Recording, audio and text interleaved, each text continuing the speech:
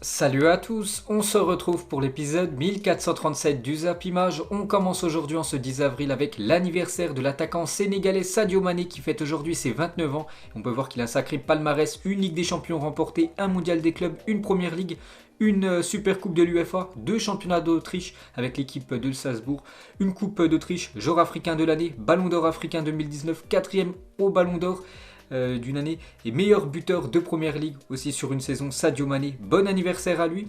Ensuite, on va parler du match avancé de la 32e journée de Ligue 1 qui avait lieu hier soir entre l'équipe de Metz et l'équipe de Lille. Et c'est le LOSC qui s'est imposé 2-0. Donc le LOSC l'emporte 2-0 à Metz grâce à Yilmaz et Selic. Donc deux joueurs turcs, donc parfait pour cette équipe de Lille. A noter que Mike Maignan a stoppé un penalty en première période. Lille assure sa première place. Donc parfait cette soirée pour Lille. Mais vraiment Lille a galéré hier contre l'équipe de Metz. Mais l'objectif bien sûr c'était les 3 points. Les 3 points sont acquis pour cette équipe du LOSC. Donc la une du journal de l'équipe aujourd'hui. Lille à la joie. Malmené pendant une heure, le LOSC a su se réveiller pour décrocher une précieuse victoire dans la course au titre. Le leader lillois compte ce matin 6 points d'avance sur le Paris Saint-Germain. Regardez le classement actuellement de la Ligue 1 avec 32 journées. Bon, 32 journées pour Lille parce que toutes les autres équipes sont à 31 journées. Donc Lille a 6 points d'avance quand même sur le Paris Saint-Germain à 6 journées de la fin. Donc vraiment Lille, les gars, bien parti quand même pour remporter ce championnat. Donc le PSG se déplace cet après-midi à 17h du côté de Strasbourg. Un déplacement très compliqué. Et pour finir avec Lille, donc il détient 69 points. Après 32 journées, 78% des équipes ont remporté le titre avec au moins un tel total. Donc sur les 23 derniers cas, donc déjà les 23 équipes ont terminé au minimum sur le podium. Et avec 69 points après 32 journées, donc il y a 18 équipes sur 23 qui ont terminé champion à la fin du championnat. Ensuite, pour finir les gars sur ce match, on va juste parler de l'équipe de Metz qui n'avance plus du tout. Parce que Metz, il y a quelques semaines, ils étaient en ballottage à la 5e place avec Lens et Marseille pour disputer la future Europa League. Et là vraiment ils chutent dans le classement. Parce que sur les 5 derniers matchs en Ligue 1, c'est seulement un point pris sur 15 possibles pour les Messins.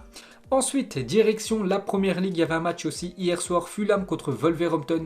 Et belle opération des Wolves qui se sont imposés 1-0 du côté de Fulham. Donc du coup Wolverhampton 12e du classement, Fulham attention 18e du classement. Il y avait aussi un match en Espagne, Huesca contre l'équipe de Elche et c'est Huesca qui s'est imposé 3-1 dans ce match. Et sinon on peut voir le programme de la journée, beaucoup de matchs les gars aujourd'hui et d'énormes affiches. Donc voilà, bon, il y a des matchs partout, je ne sais pas par où commencer. Donc Strasbourg, Paris Saint-Germain, Montpellier contre Marseille en Ligue 1. En Angleterre, les gars, Liverpool recevra l'équipe de Aston Villa, Manchester City, Leeds United, belle affiche, Crystal Palace, Chelsea et bien sûr l'affiche quand même de la journée, bien sûr c'est ce soir en Espagne à 21h, le Classico entre le Real Madrid et l'équipe du FC Barcelone. Donc tout d'abord les gars, concernant l'arbitre, donc hier j'avais dit que c'était l'Espagnol Mateu qui avait été désigné pour arbitrer le Classico. Donc il a finalement été remplacé ces dernières heures par Jesus Gil Manzano. Donc Laoz qui a arbitré le match entre le Bayern Munich et le Paris Saint-Germain il y a quelques jours en Ligue des Champions, souffre d'une lésion musculaire. Donc en gros il est blessé. C'est pour ça que l'arbitre de la rencontre change. Donc du coup c'est cet arbitre qui arbitrera ce soir le Classico espagnol. Donc il a déjà arbitré une fois un Classico dans sa carrière, c'est en 2014 et le Real Madrid s'est imposé 3-1 contre le FC Barcelone. Ensuite, toujours avec ce match légendaire, donc les unes des journaux sportifs espagnols. On commence tout d'abord avec la presse pro Real Madrid. Donc tout d'abord la une du journal AS, envie de se revoir, le Real Madrid et le Barça, chacun traversant une bonne période, veulent découdre pour décider qui des deux sera le premier poursuivant de l'Atlético Madrid. Et la une du journal Marca, envie de vous revoir aussi en titre. Duel passionnant au stade Di Stéfano avec en jeu le titre en Liga, le Real Madrid 63 points et le Barça 65 points à la conquête de la place de leader occupée par l'Atlético avec un duel de buteurs opposants Benzema à Messi, deux des 3 meilleurs buteurs actuellement du championnat espagnol. Donc toujours avec le Real Madrid, donc c'est officiel, Eden Hazard est forfait pour affronter le FC Barcelone ce samedi. Pourtant il a repris l'entraînement depuis quelques jours, mais il est bien forfait ce soir pour ce match. Donc Zidane, une petite déclaration sur Eden Hazard. Hazard n'est pas disponible pour le moment, mais nous avons Vinicius et nous sommes contents de lui. Nous avons eu une saison compliquée avec les blessures, mais nous avons un effectif large où tous les joueurs sont impliqués et c'est le plus important. Donc on peut voir le groupe du Real Madrid pour affronter le FC Barcelone. Donc bien sûr, on a dit Eden Hazard n'est pas dans le groupe, ni Raphaël Varane, ni Sergio Ramos aussi qui sont forfaits. Il y a aussi Carvajal les gars qui est pas là. Donc voilà, les joueurs convoqués pour ce match ce soir. Donc toujours avec Zidane des autres déclarations de sa part, hein, vu qu'il était en conférence de presse hier soir. Nous savons que nous allons avoir un match compliqué, d'une exigence maximale. Les enjeux sont de taille, mais nous sommes prêts. Nous avons eu le temps de récupérer et de nous préparer, bien sûr, pour ce Classico ce soir. Et si, par exemple, je sais pas, le Real Madrid s'inclinait ce soir contre le FC Barcelone, donc adieu à la Liga en cas de défaite, je ne pense pas à ça. Nous verrons à la fin du match. Mais nous allons tout donner, nous sommes positifs et nous voulons faire un grand match de football. Donc n'oubliez pas qu'au match aller, hein, bien sûr, le Real Madrid s'est imposé 3-1 du côté du Camp Nou. Toujours avec Zidane, le dernier Classico de Messi, il a dit « Je n'espère pas qu'il reste à Barcelone, il est bien là-bas, c'est bien pour la Liga, bien sûr, de garder les meilleurs joueurs de ce championnat. » Et toujours avec le Real Madrid, donc actuellement c'est dans une très grande forme, hein, l'équipe merengue, donc le Real Madrid a inscrit 13 buts sur les 5 derniers matchs, donc soit une moyenne de 2,6 buts par match. Avant de réaliser cette série, la Casablanca avait seulement marqué 6 buts lors des 5 précédents matchs. Donc pour vous dire, hein, qui marque beaucoup récemment les Madrilènes. Donc cette fois-ci les gars, on va parler de l'équipe du FC Barcelone, donc jouée pour la Liga en une journal sport. Et la une journal Mundo Deportivo, bien sûr, Forza Barça, hein, vu que c'est un journal spécialisé sur l'équipe du Barça. Donc regardez le groupe Blaugrana ce soir pour le déplacement à Madrid. Donc Gérard Piqué est de retour dans le groupe du Barça pour affronter le Real Madrid ce soir. Donc une déclaration de Koeman, il a dit « Madrid a joué avec différents systèmes. Notre travail est de préparer notre équipe de la meilleure façon possible. Nous aimons faire pression sur nos adversaires et nous savons comment le faire contre n'importe quel système. » Donc en gros, l'équipe du FC Barcelone ce soir, c'est Koeman qui le dit, hein, va mettre une grosse pression sur l'équipe du Real Madrid. Donc peut-être ça va ressembler au match contre le Paris Saint-Germain. Enfin, ils vont essayer bien sûr de faire ça. Vous vous souvenez, hein, le Barça, au match retour, hein, avait mis une grosse pression sur les joueurs du PSG.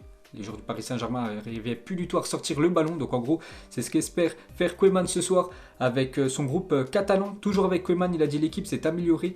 Bien que dans le dernier Classico, nous avons bien joué à mon avis. Nous étions meilleurs en première mi-temps, mais nous avons perdu en seconde période avec l'intervention du VAR. Mais nous avons amélioré l'efficacité. Donc pour lui, la défaite au match aller, c'est à cause de la VAR, hein, d'après le coach catalan. Et toujours avec Koeman, il revient sur les absences de Ramos et Varane, hein, la charnière de l'équipe merengue. Ce sont des pertes importantes, c'est sûr, mais nous les avons aussi. Roberto, Piqué, Ansu et Coutinho sont absents depuis longtemps, ça va être important pour eux, mais ils ont montré qu'ils avaient d'autres joueurs qui peuvent occuper ce poste. Ce soir, ça sera certainement Nacho et Militao en défense centrale. Et toujours avec Koeman, la meilleure chose pour notre championnat, c'est que les meilleurs restent jusqu'à leur retraite. Espérons que Ramos reste à Madrid et que Lionel Messi reste avec nous du côté du Barça. Ensuite, toujours avec Lionel Messi, beaucoup attendu ce soir, l'attaquant argentin. Et c'est que lors des derniers Classicos, il a déçu Lionel Messi parce que le dernier but de Léo Messi face au Real Madrid remonte au 6 mai 2018. Ça fait quasiment 3 ans. L'Argentin, qui a inscrit déjà 26 buts contre l'équipe du Real Madrid, reste tout de même le meilleur buteur de l'histoire des Classicos. Mais sur les 6 derniers Classicos, donc les stats de Lionel Messi, donc c'est quand même une catastrophe, 0 but et 0 passe D sur les 6 derniers Classicos pour Léo Messi. Mais voilà, depuis le début de sa carrière, il a marqué beaucoup de buts, 26 buts, 14 passes D en 44 matchs contre l'équipe du Real Madrid pour Léo Messi. Et pour finir avec lui, donc il a inscrit autant de buts dans les Classicos que tout l'effectif du Real Madrid combiné, 26. Donc bien sûr l'importance énorme de Lionel Messi ce soir pour l'attaque Blaugrana. Donc regardez les compos probables pour le match ce soir, donc la compo d'après Mundo Deportivo. Donc côté Real Madrid, on va regarder en attaque Asensio, Benzema, Vinicius. En gros, c'est quasiment la même compo. Je crois que c'est la même que lors du match contre Liverpool. Et côté FC Barcelone, ça pourrait être Griezmann, Dembélé en numéro 9 et Lionel Messi côté droit. Donc avec une défense à 3, l'anglais De Jong et Araujo. Et côté sport, les gars, un autre journal. Regardez les deux compos. À noter que la compo du FC Barcelone, on peut voir que d'après sport, Griezmann commencera sur le banc. Ensuite, on revient en France, on va parler des quarts de finale de la Coupe de France qui ont été effectués hier. Et il y a une énorme affiche, l'Olympique Lyonnais recevra Monaco en quart de finale de Coupe de France. Énorme choc bien sûr entre deux grosses équipes françaises. Donc le Paris Saint-Germain, elle recevra l'équipe de Angers en quart de finale de la Coupe de France. Et on peut voir les deux autres affiches. Donc l'équipe qui a éliminé Marseille en 16e de finale, Canet en Roussillon, recevra l'équipe de Montpellier. Et la dernière affiche, c'est le Petit Pousset Rumilly qui affrontera l'équipe de Toulouse.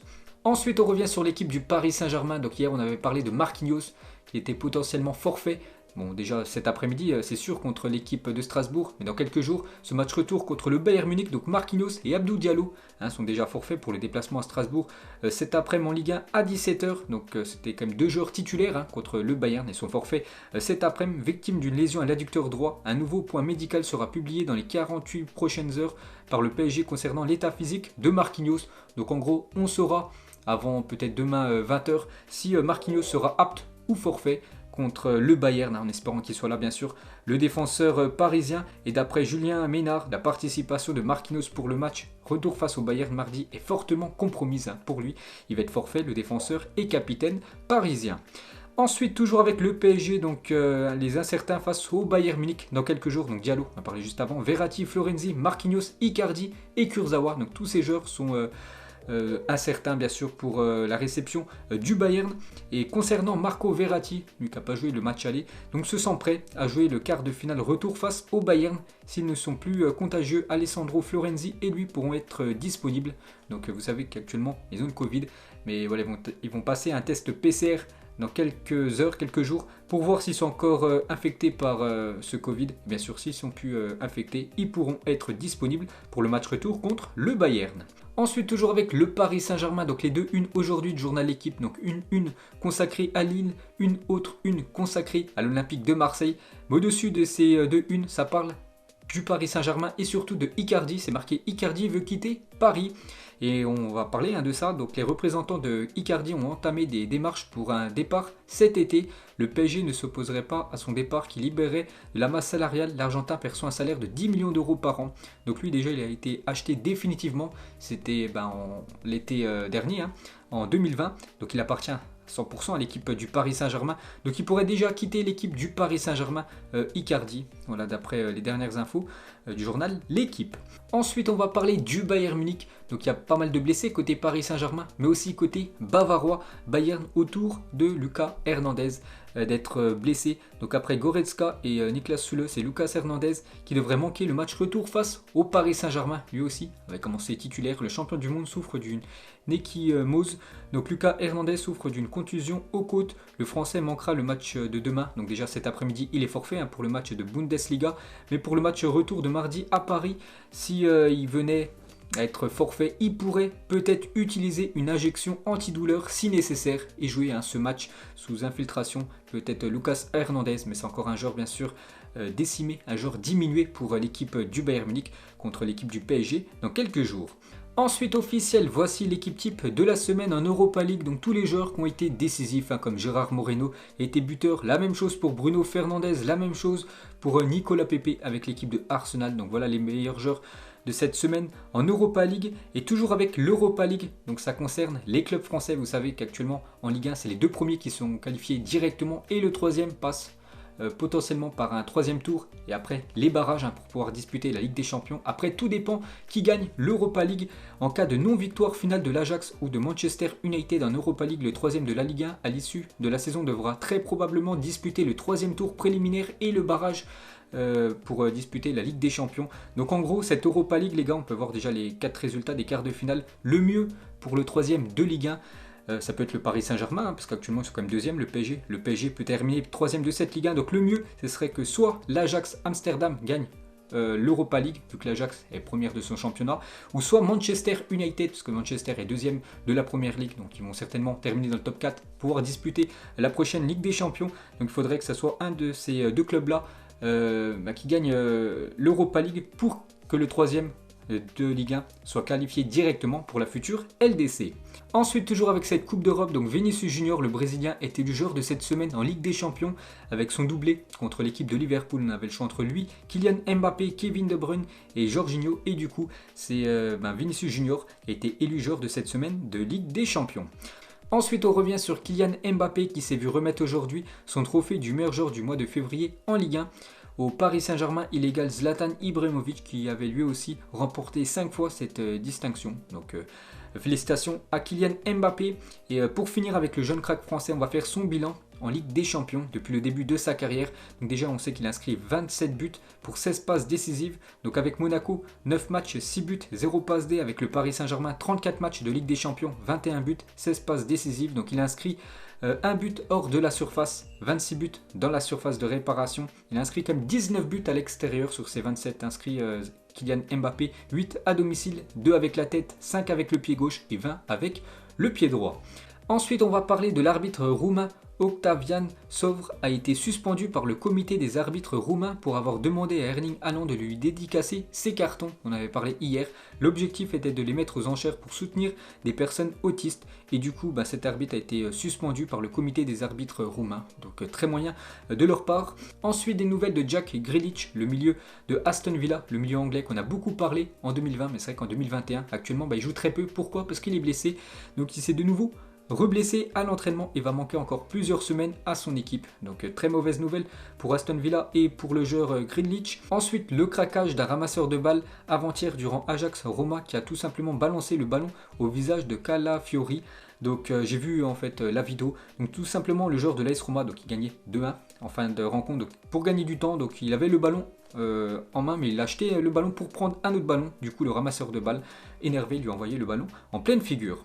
Ensuite, l'UEFA a confirmé la présence de supporters dans les stades hôtes de l'Euro 2020. La jauge ira de 25 à 100% selon les stades. Quel bonheur de revoir des supporters dans les stades, parce que l'Euro 2020, qui se dispute en 2021, donc il pourra avoir des stades à guichet fermé. Après, tout dépend, c'est dans quel pays, vu que bien sûr dans chaque pays, c'est pas le même taux d'incidence avec le Covid. Donc très bonne nouvelle les gars pour le retour des supporters dans les stades. Ensuite, direction Madrid, Florentino Pérez présente officiellement sa candidature pour les prochaines élections présidentielles du Real Madrid si aucun autre candidat ne se présente de manière officielle d'ici le lundi 12 avril. Il sera automatiquement réélu pour un nouveau mandat de 4 ans. Donc actuellement, c'est lui le président du Real Madrid et actuellement, il n'y a que lui pour être encore président du Real Madrid pendant 4 ans. Donc d'ici après-demain les gars, si personne pose sa candidature, donc il sera réélu 4 ans, Florentino Pérez. Ensuite, on va parler du défenseur gauche sous-côté. Angelino explose tous les compteurs cette saison et s'impose comme l'un des meilleurs arrière-gauche du monde, l'ancien joueur de Manchester City. Donc l'Espagnol, ses stats, c'est 31 matchs pour 8 buts et 7 passes décisives, élu 3 fois homme du match cette saison. C'est pas mal quand même pour un latéral gauche. Donc il est le latéral gauche le plus prolifique d'Europe cette saison, Angelino, le joueur de Leipzig. Ensuite, Boubacar Kamara est élu joueur du mois de mars à l'Olympique de Marseille. C'est la 3e fois de la saison qu'il remporte cette distinction. Donc c'est vrai que Marseille les gars cette saison, c'est le meilleur Boubacar Kamara. Donc félicitations à lui. Ensuite, des nouvelles de Dortmund. Mauvaise nouvelle pour eux parce que Sancho sera une nouvelle fois indisponible pour le match retour contre Manchester City dans quelques jours. Michael Zorc, donc le directeur sportif de cette équipe, l'a dit, Sancho n'est pas encore revenu dans l'équipe. Il manquera le match retour des quarts de finale de Ligue des Champions. Et bien sûr, c'est un coup dur pour l'équipe allemande. Ensuite, des nouvelles de Ousmane Dembélé qui va prolonger au FC Barcelone. Il ne manque plus qu'un accord sur la partie fiscale pour que la prolongation soit actée. Donc lui, il est en fin de contrat en 2022, donc l'année prochaine, et il devrait prolonger son contrat du côté du club Blaugrana. Ensuite, on va parler de Cristiano Ronaldo, est très proche de son grand frère. Hugo, un grand frère à qui il a même sauvé la vie. En effet, en 2014, Hugo traversait une période très difficile en raison de son addiction à l'alcool et aux drogues, à tel point que sa vie était clairement en danger. Ronaldo décide alors d'agir et de faire un pacte avec son frère. S'il gagne la Ligue des Champions, Hugo arrête définitivement l'alcool et les drogues. Cette année-là, CR7 remporte la Ligue des Champions avec le Real Madrid et courra vers son frère à la fin du match pour le prendre dans ses bras en lui disant ceci: maintenant, c'est ton tour. Hugo tiendra alors lui aussi sa promesse en ne touchant plus jamais à l'alcool ni aux drogues. Ronaldo lui a même payé son traitement pour se soigner et lui a donné un job en lui confiant la direction de son musée sur l'île de Funchal au Portugal. Grand respect à Cristiano Ronaldo, très solidaire bien sûr avec sa famille. Ensuite, une déclaration de Maldini, ancien très grand défenseur italien qui a remporté beaucoup de fois la Ligue des Champions. 5 Ligues des Champions remportées, mais c'est aussi un très grand perdant parce que je suis le plus grand perdant de l'histoire. J'ai beaucoup gagné, donc 5 fois la Ligue des Champions, mais j'en ai perdu 3. Donc des finales de LDC, une Super Coupe d'Europe, une finale de Coupe du Monde, une finale de l'Euro et plus encore. Mais cela fait partie du jeu. J'ai accepté toutes ces défaites, bien sûr, pour Maldini, l'un des plus beaux palmarès pour un footballeur. Ensuite, Rudy Garcia, le coach lyonnais, pousse un coup de gueule envers les terrains synthétiques parce que jeudi soir, en Coupe de France, il a joué du côté du Red Star et la pelouse, c'est un terrain synthétique et ça n'a pas plu au coach lyonnais. Il a dit ce terrain ne permet pas de jouer au football, un terrain synthétique ce n'est pas du football, c'est un manque de respect pour les professionnels qui peuvent se blesser. Donc très mécontent bien sûr Rudy Garcia. Heureusement son équipe s'est quand même imposée au tir au but contre le Red Star, et toujours avec l'Olympique lyonnais. Donc le troisième maillot de Lyon pour la prochaine saison devrait être tout noir, il sera similaire au design du maillot de l'Asvel la saison prochaine, une équipe de basket.